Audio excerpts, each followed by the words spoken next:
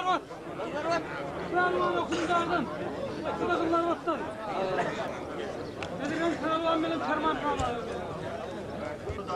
Yürü. Haydi.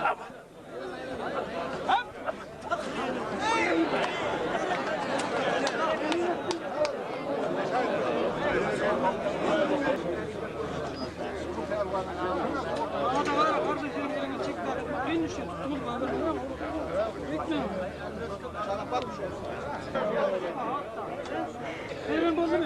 Koyma. Tamam tamam. Şuradan çekil.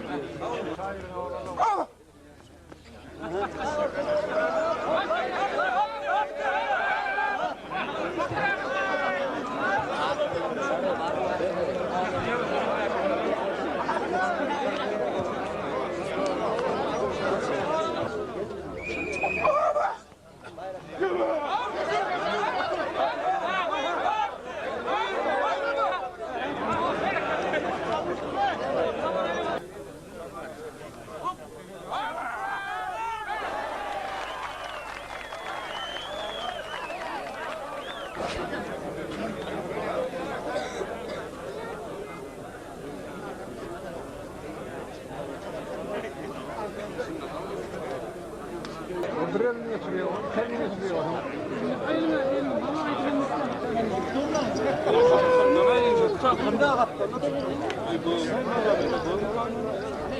Ben tutayım da tutayım.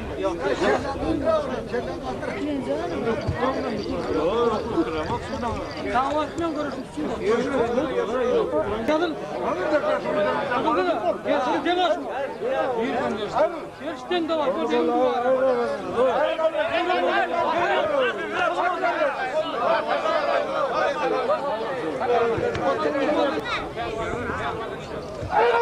Hop hop hop.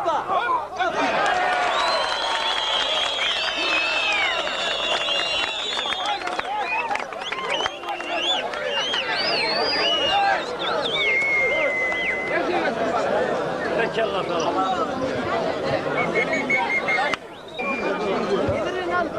Hani bir de sayar gelir bir de sayar. Devranı yapayım devranı. Gel al. Allah'ım dediği buradan koymaya Devran ne diyorsun? Böyle. Sıra diyor. Devran nerede Devran? Devran. Koyma. Devran gel Devran.